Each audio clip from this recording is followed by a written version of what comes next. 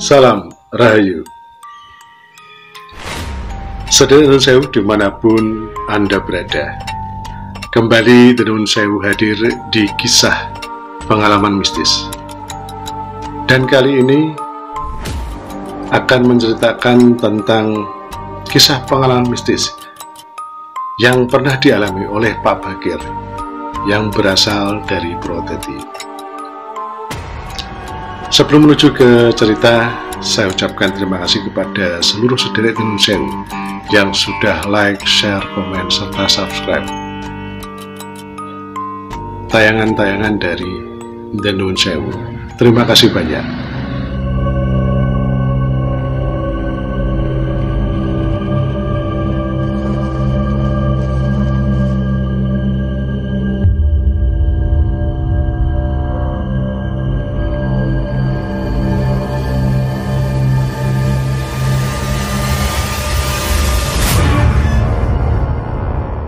Sedherek Nuwun Sewu dimanapun Anda berada, kali ini kisah pengalaman mistis akan menceritakan tentang kejadian yang pernah dialami oleh Pak Bagir yang berasal dari Purwodadi. Dan kala itu Pak Bagir mendapat pekerjaan di suatu pabrik yang berada di Semarang. Di sini Pak Bagir saat itu kos di salah satu daerah yang tidak jauh dari tempat Pak Bagir bekerja. Kejadian ini dialami tepatnya di hari Sabtu di tahun 1989. Saat itu Pak Bagir mendapat jatah kerja di shift siang. Di shift siang ini mulai kerja dari pukul 3 sore sampai dengan pukul 10 malam.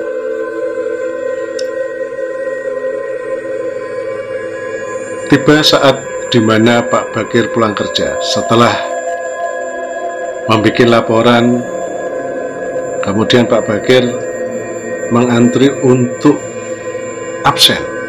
Saat itu absennya masih memakai kartu ya. Mungkin orang bilang jeglokan, kalau bahasa Jawanya seperti itu. Jadinya memang memasukkan kartu di dalam satu mesin pencatat itu.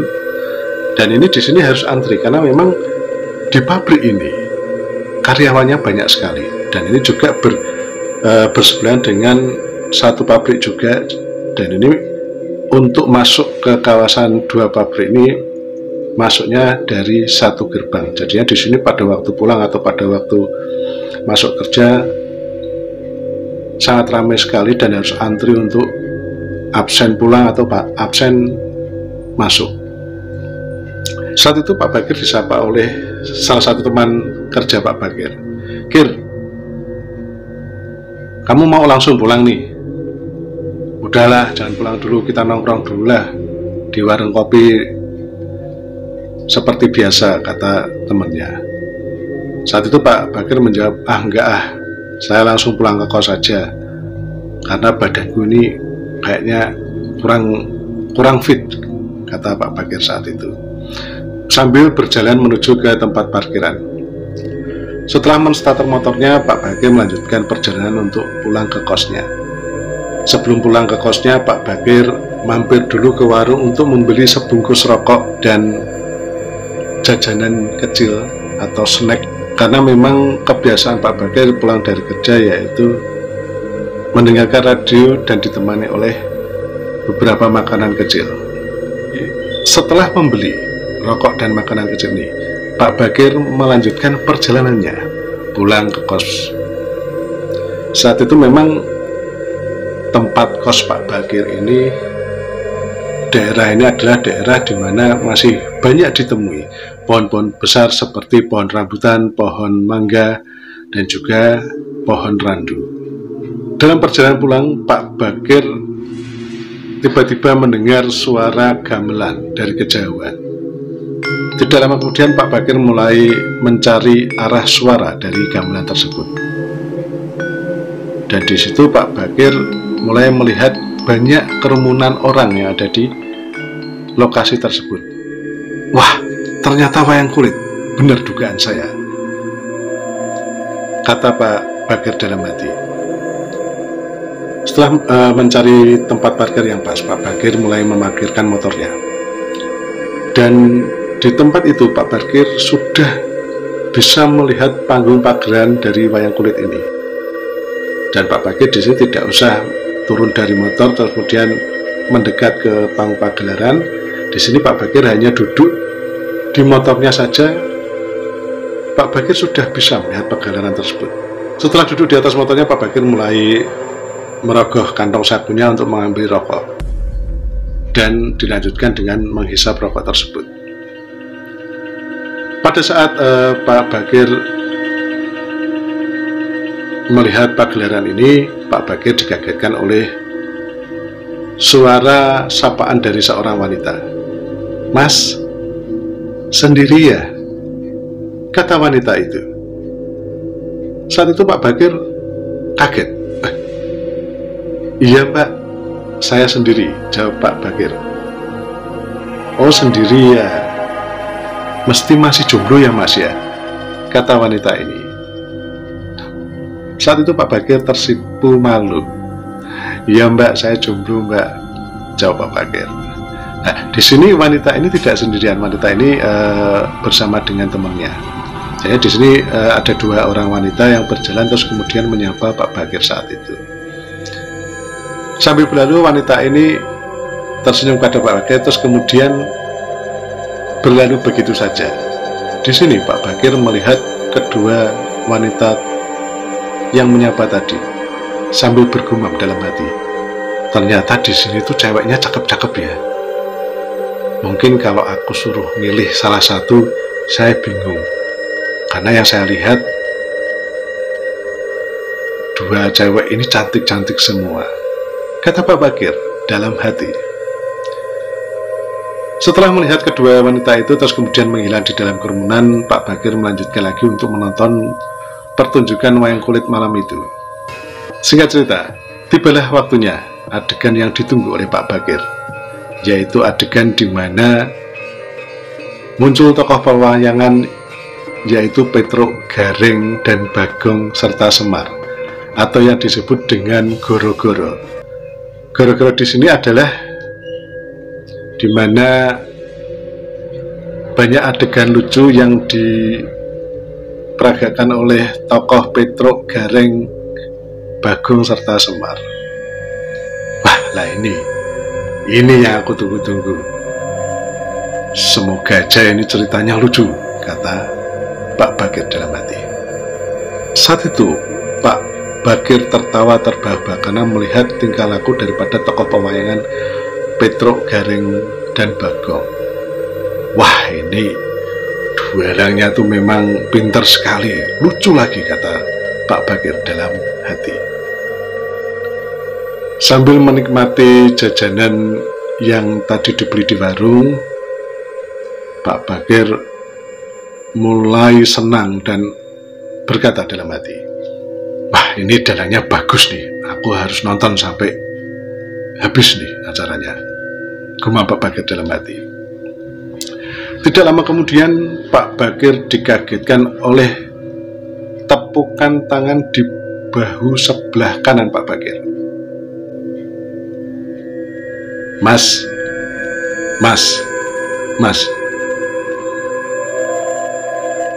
Kemudian Pak Bagir kaget. Kemudian secara refleks Pak Bagir menengok sebelah kanan. Di depan pandangan Pak Bagir berdiri seorang bapak-bapak sekitar umur 65 tahun. Beliau memakai peci, memakai baju koko serta memakai sarung. Dan di tangan kanannya menggenggam sebuah senter. "Mas kok tertawa terbahak-bahak? Emang ada apa toh Mas?" kata bapak-bapak itu sambil tersenyum. Ini Pak, saya lagi nonton pertunjukan wayang kulit kebetulan. Ini pas goro-goro Pak." "Oh gitu Mas," kata bapak-bapak itu.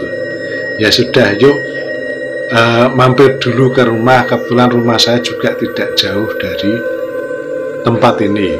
kata bapak-bapak itu. Saat itu Pak Bakir agak sedikit bingung. Lah wong saya itu lagi nonton wayang, kok malah diajak ngopi di tempatnya bapak. Gumam Pak Bakir saat itu. Kemudian bapak-bapak ini berkata lagi kepada Pak Bakir, ayo mas, yuk mampir dulu yuk.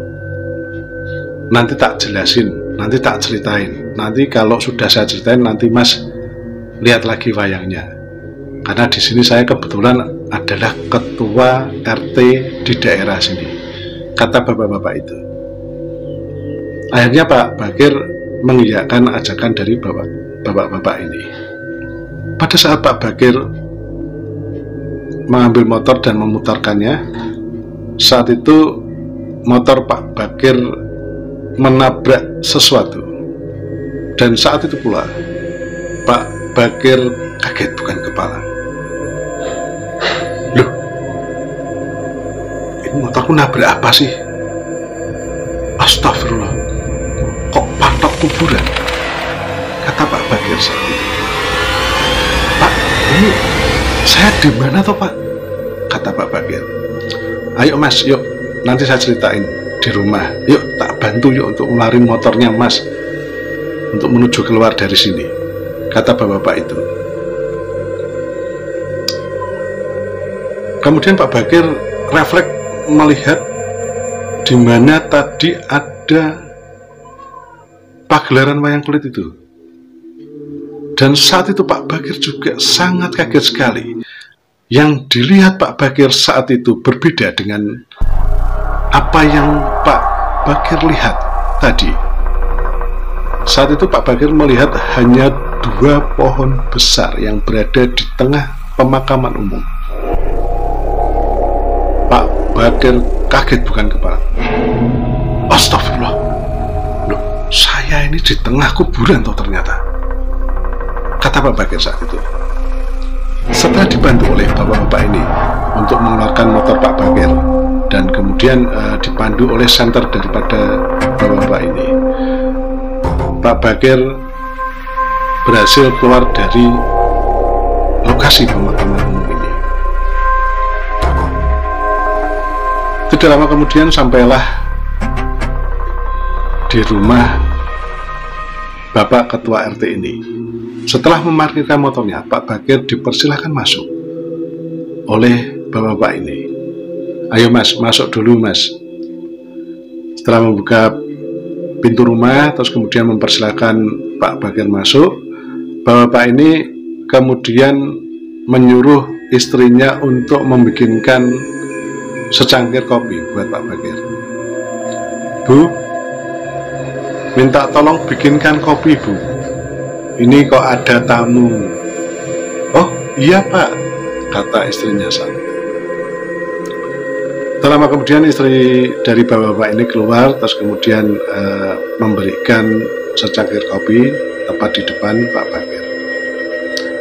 Dan di sini sang istri langsung duduk di sebelah bapak-bapak ini, atau bisa dikatakan di sebelah suaminya.